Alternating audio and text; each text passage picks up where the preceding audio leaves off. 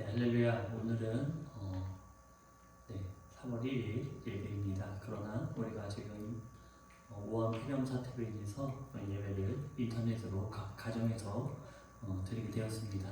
그래서 오늘은 광고 먼저 말씀드리고 함께 말씀을 나누려고 합니다. 먼저 첫 번째 광고는 코로나19 바이러스로 인해 우리가 각 가정에서 그렇게 예배 드리게 되었습니다. 각 가정에서 항상 이 시간을 빼먹지 마시고 하나님께 예배드리는 시간, 그리고 공동체를 생각하시고 또 많은 이웃들을 생각하며 함께 중보하는 시간으로 그렇게 하나님께 예배드리시길 부탁드립니다. 그리고 또한 이거 녹화로 한 예배이기 때문에 제가 성경 찬송가를 말씀드리면은 그 찬송가에 부를 때 잠시 동영상을 멈춰주시고 찬양이 끝난 이후에 말씀 시간에 그렇게 말씀을 나누시길 바랍니다. 네, 감사합니다. 찬송가는 486장 부를 것입니다. 그래서 펴서 찬양 부를 수 있도록 해주시기 바라고, 말씀은 다니엘서 6장 10절에서 15절의 말씀입니다. 다니엘서 6장 10절에서 15절의 말씀이니 이것도 또한 펼쳐 놓으시기 바랍니다. 또한 특별한 광고가 있습니다. 우리 교회에 우리 박정원 어린이가 지금 연세 세브란스 병원에 입원해서 수술을 받는다고 합니다. 그래서 우리 정원이를 위해서 기도해 주시고 또 그 가정 가운데 하나님의 복이 또 은혜가 함께 해달라고 중보하는 그런 귀한 시간 됐으면 좋겠습니다. 네, 예배를 드리도록 하겠습니다. 찬송가 486장 찬양해 주시기 바랍니다.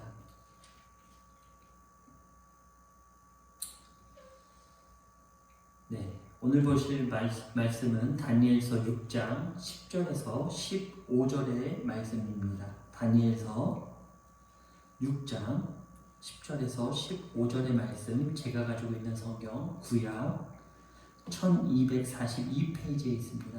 구약 1242페이지에 있습니다. 네, 다 찾으신 줄 알고 한 목소리로 함께 봉독하겠습니다. 다니엘이 이 조서에 왕의 도장이 찍힌 것을 알고도 자기 집에 들어가서는 윗방에 올라가 예루살렘으로 향한 창문을 열고 전에 하던 대로 하루 3번씩 무릎을 꿇고 기도하며 그의 하나님께 감사하였더라. 그 무리들이 모여서 다니엘이 자기 하나님 앞에 기도하며 간구하는 것을 발견하고 이에 그들이 나아가서 왕의 금령에 관하여 왕께 아뢰되 왕이여, 왕이 이미 금령에 왕의 도장을 찍어서 이제부터 30일 동안에는 그 누구도 왕 외에 어떤 신에게나 사람에게 구하면 사저굴에 던져 넣기로 하지 아니하였나이까 하니 왕이 대답하여 이르되 이 일이 확실하니 메대와 바사에 고치지 못하는 규례니라 하는지라. 그들이 왕 앞에서 말하여 이르되 왕이여, 사로잡혀온 유다 자손 중에 다니엘이 왕과 왕의 도장이 찍힌 금령을 존중하지 아니하고 하루 3번씩 기도하나이다 하니 왕이 이 말을 듣고 그로 말미암아 심히 근심하여 다니엘을 구원하려고 마음을 쓰며 그를 건져내려고 힘을 다하다가 해가 질 때에 이르렀더라. 그 무리들이 또 모여 왕에게로 나와서 왕께 말하되 왕이여, 메대와 바사의 규례를 아시거니와 왕께서 세우신 금령과 법도는 고치지 못할 것이니이다 하니. 아멘. 네, 오늘은 본문의 말씀을 중심으로 하루에 3번의 기도라는 제목으로 말씀을 나누길 원합니다. 우리 군누님들도 지금까지 이런 일은 없었겠지만 저 역시 태어나서 지금까지 국가가 나서서 모여 예배드리는 것을 중지해달라는 요청을 받기는 처음인 것 같습니다. 이러한 상황이 머리로는 참 이해가 되는데 저의 마음은 무겁기 그지 없습니다. 우리나라는 중국과 가장 가까운 국가 중 하나입니다. 그리고 많은 중국인들이 왕래하는 곳이기도 합니다. 2019년 중국 우한 지역에서 시작된 우한 폐렴, 즉 코로나19는 빠른 속도로 후베이 성을 잠식하기 시작했습니다. 우리나라는 1월 20일 첫 확진자가 나온 후 2월 18일까지 31명으로 곧 코로나가 이 땅에서 없어질 것을 눈앞에 두고 있던 상황이었습니다. 그러나 신천지라는 사이비 종교 집단의 발목을 잡히고 말았습니다.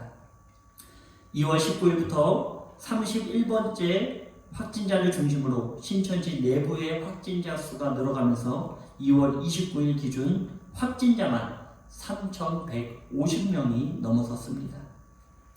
이중 신천지 내부의 문제로 인한 확진자 수는 85%를 차지하고 말았습니다. 신천지는 거짓으로 이루어진 종교다 보니 자신들의 정체를 숨기며 포교를 합니다. 그러다 보니 코로나보다 신분 노출이 더 무섭다라는 말들이 바로 신천지 내부에 나오고 있습니다. 이러한 폐쇄성이 결국 대한민국이라는 나라를 병들게 만들었습니다. 현재 72개국에서 한국인의 입국은 거부하고 있고 2020년 우리나라 경제 성장률은 코로나로 인하여 2.1%포인트에서 0.2%포인트 하향 조정을 하였습니다. 또한 국내 경제활동이 원활하게 이루어지지 않다 보니 소비시장은 얼어붙었고 수출에도 큰 타격을 예상하고 있습니다. 물론 중국에서 시작되었지만 국내에 이렇게 큰 타격을 준 원인은 누가 뭐라고 해도 거짓으로 일관한 바로 이 신천지 종교의 문제가 아닐까라고 생각하게 됩니다. 신천지 내부 지령을 살펴보면 31만 명의 신천지인들에게 댓글을 조작하여 정부를 비판하게 만들고 무능함을 지속적으로 대두시키며 국민 분열을 더욱 크게 만들고 있으며 자신들의 문제를 덮으려고만 급급합니다. 정치인들은 어떻습니까? 국민의 정서는 생각하지 않고 여야를 떠나 자신들의 이익만을 바라보고 지금의 이슈를 이용하려고만 합니다. 이럴 때는 서로가 힘을 합쳐야 하는데 서로의 단파 싸움으로 국민을 분열시키고 있는 것입니다. 그리고 신천지가 대외적으로는 교회라는 명칭을 사용하기에 이 불똥이 바로 우리 교계에도 퍼졌습니다. 현재 대규모로 모이는 시설이 많은데 이런 곳들의 이야기는 찾아볼 수 없고 거의가 교회에 예배를 드리지 말아달라는 요청이 그 목소리를 내고 있습니다. 물론 모든 종교계에도 이런 요청이 있습니다. 그 결과가 현재 이런 형태로 나타난 것입니다. 우리 교회에서도 인터넷으로 또 동영상으로 예배를 드리는 것이죠. 물론 누군가를 실족하게 해서는 안 됩니다. 그것은 연장맷돌을 목에 걸고 바다에 빠져 죽는 것이 낫다라고 성경은 기록하고 있죠. 만약 신천지와 같이 한 대형 교회를 중심으로 이런 바이러스가 퍼진다면 어떤 이야기들이 이 세상에 나오기 시작할까요? 정말 상상할 수도 없는 댓글들이 쏟아질 것입니다.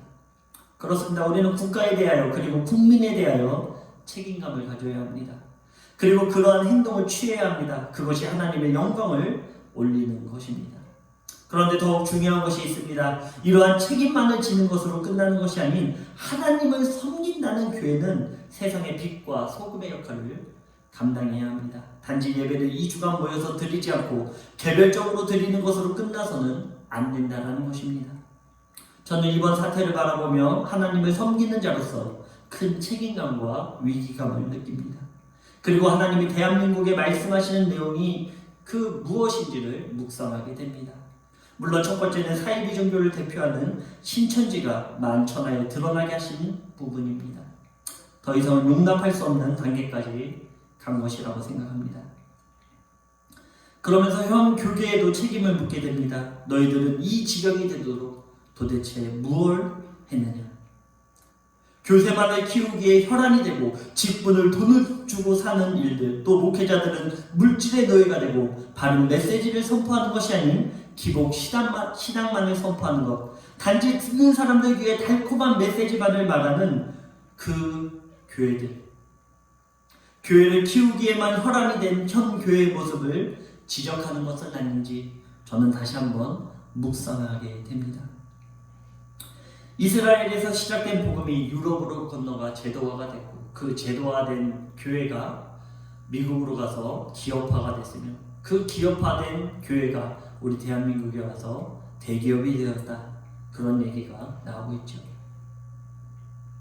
우리가 이런 말을 하며 느끼는 것이 있습니까? 하나님은 협력하여 선을 이루십니다. 신천지는 말할 것도 없고 대형 교회를 중심으로 부패한 대한민국 그 교계의 깊은 음성을 주시는 것이다. 저는 그렇게 생각합니다. 우리가 할 것은 말씀으로 돌아와 회개하며 영적, 사회적으로 더욱 책임감 있는 모습을 가지는 것. 이것이 바로 하나님께서 지금 이 시대에 우리에게 들려주는 음성이라 저는 그렇게 생각합니다. 오늘 말씀에 등장한 다니엘은 너무나 유명한 사람이죠. 아마 하나님을 믿지 않는 젊은 청년들 또 젊은 우리 학생들도 이 이름만큼은 알 것입니다. 유명한 연예인 강다니엘이라는 친구가 있기 때문입니다.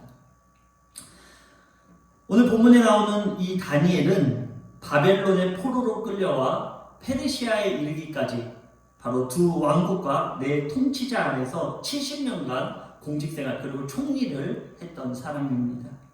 그리고 일은 얼마나 잘했는지 다른 사람들에게 언제나 모범이 되었죠.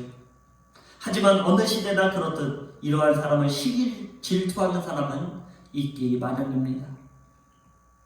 항상 다니엘을 시기함으로 그의 약점을 찾고자 하지만 다니엘에게는 그 어떠한 약점도 보이지 않았습니다.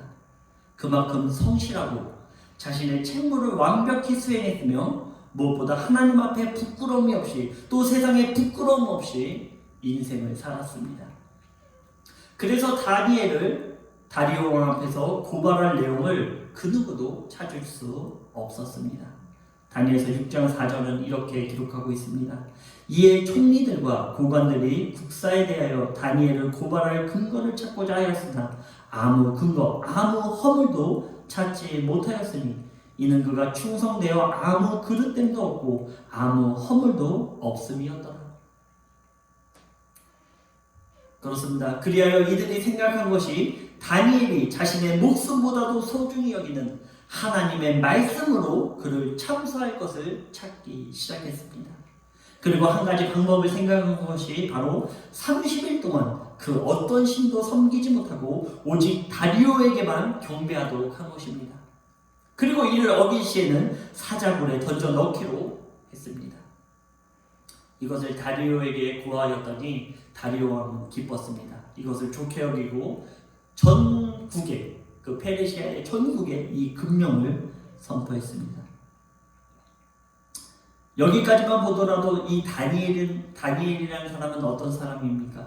하나님 앞에서 온전하며 사회적으로 자신의 책임을 다하는 사람임을 우리는 볼 수 있습니다. 참 교회가 그리고 하나님을 믿는다는 우리 모두가 이런 모습을 닮아가야 할 것입니다. 그리고 이 모습을 못 가진데도 자신 스스로가 부족하다는 것, 이것만큼은 우리가 깨달았으면 좋겠습니다. 현 기독교는 다니엘과 같이 흠을 잡을래야 잡을 것이 없는 모습이 아닌 숨길래야 숨길 수 없는 흠을 가지고 있습니다. 이러한 부분에서 세상의 지탄을 받고 심지어 신천지의 포교 전략으로 사용되기까지 합니다. 세상은 페르시아의 고관과 같습니다. 어떻게 해서든 기독교인들의 흠을 잡으려고 하고 이야기거리를 만들려고 합니다. 그런데 너무나 흠이 많으니 이건 굳이 하나님의 말씀을 들이내지 않아도 비난받을 것일 수도 없습니다. 지금 시대를 바라보며 우리는 회개해야 될 것입니다. 그리고 저의 시선을 끌어당긴 구절이 있는데 바로 30일 동안이라는 구절입니다. 이렇게 말씀드리면 세상은 비난할지 모르겠습니다. 그러나 이것이 득이 되든 해가 되든 말씀이기에 나누길 원합니다. 페르시아의 고관들은 평생을 계속해서 그렇게 하자라고 말한 것이 아니죠. 단 30일 동안만 그 금령을 선포하라는 것입니다. 만약에 그 30일 동안 이 다니엘이 자신의 기도를 멈춘다면 어땠을까요? 자기의 목숨도 부지하고 또 비난도 피할 수 있었을 것입니다.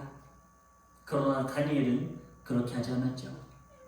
오해하지 마십시오. 다니엘이 이렇게 한다고 해서 이스라엘 민족 전부를 사자굴에 넣는다고 하진 않았습니다.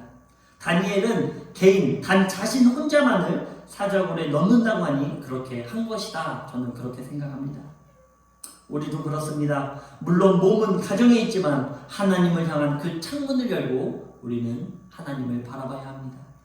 그 중심이 문을 닫고 가정 안에만 머문다면 우리의 믿음의 하락은 2주가 아닌 또 한 달이 될 수 있고 그 한 달은 평생으로 이루어질 수 있는 것입니다. 그러므로 깨어있기 바랍니다. 앞으로 계속해서 전염병은 더욱 강해지며 더욱 잦아질 것입니다. 그때마다 모이는 예배는 중지될 것입니다. 한 번이 어렵지 두 번부터는 아주 쉽지요. 그러기에 우리는 어디서나 그것이 가정이라도 경건한 예배의 시간을 반드시 가져야 합니다. 다니엘과 같이 우리는 마음의 창문을 열고 하나님을 소망하고 갈망해야 합니다. 물론 가장 좋은 것은 말씀과 같이 그날이 다가옴을 볼수록 더욱 모여 예배하기를 힘써야 하죠. 오늘 읽은 본문의 내용은 이 금령 이후에 다니엘 모습이 나오죠. 잠깐 나눈 것과 같이 다니엘은 평소와 다름없이 하루에 3번 예루살렘을 향하여 그 창문을 열고 무릎 꿇고 기도합니다. 예루살렘을 향하는 것은 내 육신, 즉 몸은 비록 페르시아에 속한 나의 집에 있지만 나의 모든 정신과 열정과 소망 그리고 영혼은 하나님의 성전이 있는 예루살렘, 즉 성전에 있다는 것입니다. 육신이 갈 수 없는 상황이 주어져 어쩔 수 없이 자신의 집에서 예배드릴 수밖에 없는 우리의 형편을 잘 이야기해주고 있습니다. 하지만 제가 말씀드리고 싶은 것은 다니엘과 같은 그 감사함을 가지고 또한 공예배의 소중함을 잊지 말라는 것입니다. 다니엘이 얼마나 예루살렘 즉 하나님의 성전에서 예배드리고 싶었으면 그 바쁜 와중에도 하루에 3번 자신의 문에 창을 열고 예루살렘을 향해 기도했겠습니까? 우리는 다니엘과 정반대로 세상의 이야기거리로 추락하고 말았습니다. 교회는 그저 돈을 좋아하고 권력을 좋아하고 정치를 좋아하고 세상 사람들과 전혀 구분이 되지 않으며 일부 목회자는 음란을 좋아하는 우스꽝스러운 모습입니다. 이러다 보니 성전에서 예배를 드리는 것마저도 이기적인 모습으로 보이고 맙니다. 도대체 어디서부터 고쳐야 할까요? 도대체 어디서부터 우리 대한민국 교회는 이렇게 타락하고 말았습니까? 우리 모두는 가슴 아파해야 하고 금식을 선포하고 회개해야 되는 시간입니다. 사회에서 더욱 책임을 가져야 합니다. 다른 것이 하나님께 영광을 올려드리는 것이 아닌 이러한 것들이 열방 가운데 하나님의 영광을 나타내는 것입니다. 다니엘은 이렇게 함으로 참소를 받아 결국 사자굴에 던져지고 맙니다. 사자굴에 들어가니 누가 걱정합니까? 말씀해 보면요, 이 금령을 선포했던 왕이 이 다리오가 걱정합니다. 그리고 다니엘을 위하여 금식합니다. 하나님을 믿는 사람이라면 이것이 정상이어야 되죠. 교회가 믿음을 지키기 위하여 어려움에 처하고 힘들어할 때 바로 세상이 걱정해줘야 합니다. 속이 후련하다는 비난이 아닌 바로 함께 동조하며 가슴 아파해야 합니다. 하지만 지금 한국교회는 그 누구도 걱정해주지 않습니다. 도리어 무엇을 걱정합니까? 제가 참 너무나 가슴 아픈 댓글 중에 하나가 이런 댓글입니다. 너희 헌금이 안 나와서 어떡하냐? 참 지금 현대 교회를 대표하는 댓글이죠. 또 일부 목회자들이 이런 얘기를 한다고 합니다. 아, 우리에게 2주간의 쉼의 시간이 주어졌구나. 저는 같은 목회자로서 부끄러움을 느끼지 않을 수 없습니다. 우리는 도대체 어떻게 살아온 것입니까? 도대체 누구의 말씀을 듣고 살아온 것입니까? 왜 같은 하나님을 섬기며 우리는 다니엘과 전혀 다른 모습으로 이 세상을 살아가고 있습니까? 저는 이번 우한 폐렴 사태를 바라보며 이러한 질문을 스스로에게 또 대한민국 교회에게 던지고 싶습니다. 사랑하는 북추천군우 여러분, 우리부터 하나님 앞에 그리고 세상 앞에 그 책임을 다하며 당당하게 살아가길 바랍니다. 세상은 점점 흉흉해지며 강박해질 것입니다. 우리가 말씀을 마치면 마지막으로 누가복음 18장 6절에서 8절을 함께 읽어보기 바랍니다. 누가복음 18장 6절에서 8절입니다. 함께 봉독하도록 하겠습니다. 주께서 또 이르시되 불의한 재판장이 말한 것을 들으라. 하물며 하나님께서 그 밤낮 부르짖는 택하신 자들의 원한을 풀어주지 아니하시겠느냐? 그들에게 오래 참으시겠느냐? 내가 너에게 이르노니 속히 그 원한을 풀어주시리라. 그러나 인자가 올 때에 세상에서 믿음을 보겠느냐 하시니라. 아멘. 예수님께서 다시 세상에 오셔서 우리의 모든 원한을 풀어주시겠다라고 약속하지만 결국에 그 마지막 때에는 과연 내가 그러한 믿음을 볼 수 있겠느냐? 이렇게 한탄하시면서 그 말씀을 마치십니다. 어떻습니까? 우리의 믿음은 지금 어디로 가고 있습니까? 또 어디에 와 있습니까?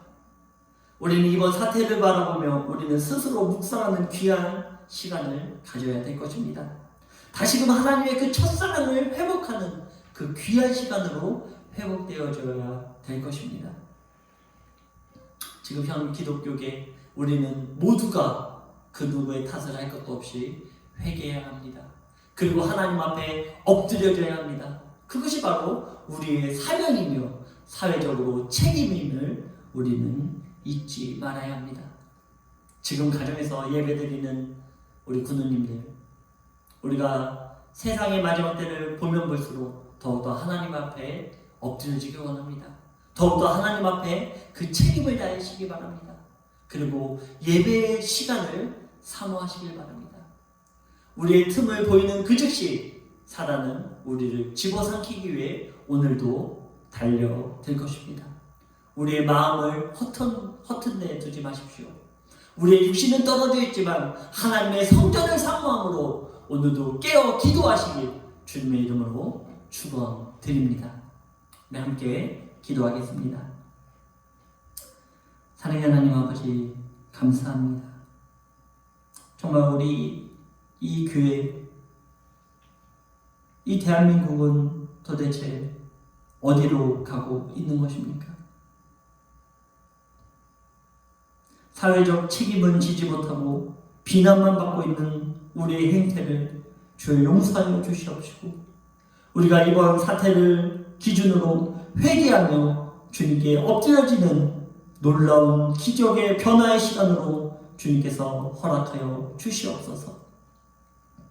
아버지, 또한 가정에서 육신은 함께하지 못하지만 마음은 이곳에 있는 우리 군우님들 개개인을 축복해 주시고 하나님의 놀라운 은혜 가운데 그 어떠한 병도 걸리지 않는 아버지의 보호 아래 있기를 소망합니다.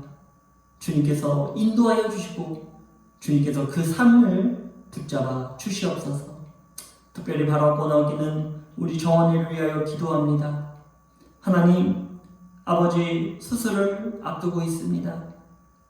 아버지, 우리 정원이의 손을 붙잡아 주시고 이번 수술을 통하여 모든 질병이 사라지고 아버지 앞에 자유함 얻어 주님의 기쁨이 되는 아이로 성장할 수 있도록 주님 인도하여 주시옵소서. 언제나 함께해 주시고 인도해 주심을 믿사오며 사랑 많으신 예수 그리스도의 이름으로 감사하며 기도드렸습니다. 아멘. 축도로 예배를 마치겠습니다. 지금은 우리 주 예수 그리스도의 은혜와 하나님의 무한하신 사랑하심과 성령님의 위로 교통하심이 육신은 떨어져 있지만 마음이 함께하고자 하는 저들의 머리 위에와 가정과 일터와 대한민국 사회 위에 지금으로부터 영원토록 함께하길 간절히 축원하옵나이다.